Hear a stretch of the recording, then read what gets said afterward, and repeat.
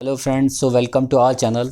Today we have taken a topic which is very, warming up in the market, bully by app case. इसमें कुछ बच्चे involve हैं और जो 18 से 20 साल के हैं और जो अपने कॉलेज के टॉपर्स हैं। जैसे कि विष्णु करके एक बच्चा है जिसका 18-19 साल है। उसके कॉलेज के अथॉरिटीज़ ने बोला he was an excellent kid and he was in that. तो आई वॉज थिंकिंग कि ये जो बच्चे हैं 18 साल के, इनकी साथ में कुछ ऐसे लोग स्टार्टिंग से या फिर बीच में क्लब हुए होंगे जिसकी वजह से इनका माइंड कुछ ऐसा एब्जर्व करने के लिए बना या तैयार हुआ। हमारी संगति, किन लोगों के साथ हम उठते हैं, किन लोगों के साथ बैठते हैं, किन लोगों के साथ हम ज़्यादा टाइम तक ऑफिस में रहते हैं, किन लोगों के साथ हमारा बच्चा ज़्यादा टाइम तक रहता है, ये बहुत मैटर करता है।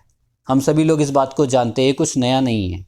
But the point is that कुछ लोग जो हमारे आसपास हैं और वो कुछ एक एब्जर्ड टाइप की एक्टिविटीज़ कर रहे हैं। मतलब 90% लोग तो हमारे आसपास जो होते हैं वो बिल्कुल ठीक ठाक होते हैं, उनकी एक्टिविटीज़ नॉर्मलाइज है, जो आपको हार्म नहीं करेगी, इम्पैक्ट नहीं करेगी और एक नॉर्मल इंसान की तरह आपके और उसके बीच में कोई प्रॉब्लम नहीं होगी। बट कुछ 10% लोग ऐसे होते हैं जिनसे हमको टाइम रहते हुए दूरी बना लेनी चाहिए। जैसे कि अगर बात करूँ इस केस की, बुली बाई ऐप केस की, इनके पेरेंट्स को शायद इनके बिहेवियर से, बच्चों के बिहेवियर से या फिर इनके आसपास के जो दूसरे दोस्त हैं उनको इनके बिहेवियर से कुछ ना कुछ डिफरेंसेस ज़रूर मिले होंगे। उनके वर्ड से या उनके जो उनके एक्टिविटीज़ हैं उनसे कुछ ना कुछ डिफरेंसेस मिले होंगे। अगर उसको रहते हुए शायद वो उनको गाइड कर देते, उनके पेरेंट्स या उनके दोस्त उसको समझाते कि ये चीज़, ये थॉट उनकी गलत है, तो शायद कुछ चेंज हो सकता था सिचुएशन में। बट अब उन बच्चों की लाइफ शायद एक रियूनिंग वे में या फिर एक टफ वे में जाने वाली है। चलिए बात करते हैं एक टॉपिक के बारे में। क्या हम उन लोगों को जो हमारी लाइफ में इम्पैक्ट कर सकते हैं या डिस्टर्बेंस क्रिएट कर सकते हैं, हम टाइम रहते हुए उनको अवॉइड कर सकते हैं? तो एक बुक है बहुत अच्छी, बुक का नाम था 5 type of people who can ruin your life. तो मैं उस बुक को पढ़ रहा था। उस बुक ने बहुत अच्छा एक फॉर्मूला दिया है कि 90% लोग तो आपको जीवन में इम्पैक्ट नहीं करेंगे, पर जो 10% लोग हैं जो आपकी लाइफ में, आपकी फैमिली को, या फिर आप कोई हायरिंग करने जा रहे हैं, आप किसी एमएनसी में जॉब करते हैं और आप कोई बंदा हायर करने जा रहे हैं, उस मोमेंट पे अगर आप वो हाई कॉन्फ्लिक्टिंग पर्सनालिटी टाइप के बंदों को हायर कर लेते हैं तो शायद बाकी टीम की लाइफ भी डिस्टर्ब हो सकती है। या फिर आप एंगेजमेंट करने जा रहे हैं, शादी करने जा रहे हैं, डेटिंग करने जा रहे हैं, या फिर आप अपने लाइफ में पार्टनर चूज़ कर रहे हैं, या आपका कोई फ्रेंड है, अगर आपको उस फ्रेंड में ये कुछ कैरेक्टरिस्टिक्स दिखती है तो उसको हम कैसे आइडेंटिफाई करें कि हमें इससे दूरी बना लेनी चाहिए समय रहते हुए? तो इस बुक में बहुत अच्छा फॉर्मूला दिया हुआ है। That formula name is web. Web, so W stand for words. So very first thing, we need to identify the person, what kind of the sort of the words he is using when you are in discussion. जब आप उससे बात कर रहे हैं या कुछ उससे डिस्कशन कर रहे हैं तो किस तरह के शब्दों का प्रयोग डिस्कशन में कर रहा है।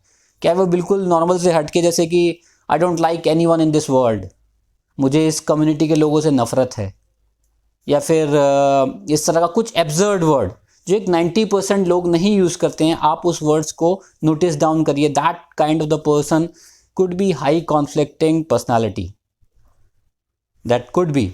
Second, E stand for emotions. कुछ लोगों के साथ हम बैठते हैं या उठते हैं तो that doesn't gives a good feeling. मुझे एंग्शियसनेस हो जाती है, एंगर आ जाता है मेरे अंदर, या I doesn't feel happy, means to say that कुछ emotionally I was doesn't feel good with sitting with such of the people. मतलब कुछ लोग ऐसी बातें करते हैं या कुछ ऐसी आपके साथ डिस्कशन होगा कि आपके जो फीलिंग्स हैं वो लगता है कुछ गड़बड़ हो रही है, डिस्टर्बेंस है। तो we need to identify this clue, this six sense clue कि यार समथिंग इज़ नॉट नॉर्मल। 90% लोगों में से ये बंदा कुछ डिफ्रेंशिएट है। The behaviour part. Third, when we discuss something with some person, तो कुछ लोगों का व्यवहार अचानक से एब्जर्ड होता है। जैसे कि मान लीजिए लड़ाई तो हर घर में होती है, हर परिवार में होती है। अचानक से एक मैया बीबी की लड़ाई हो रही है और एक पति बंदूक निकाल के अपनी वाइफ पे लगा दे, तो उस सिचुएशन में उस वाइफ को क्या करना चाहिए? Is it not normal thing?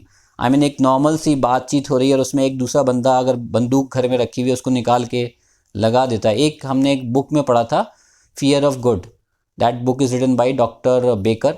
तो उस बुक में बताया था एक केस, लेडी ने फायर किया था पुलिस में कि दैट पर्सन, उसका हस्बैंड ने उसके ऊपर गन को स्टेन कर दिया था।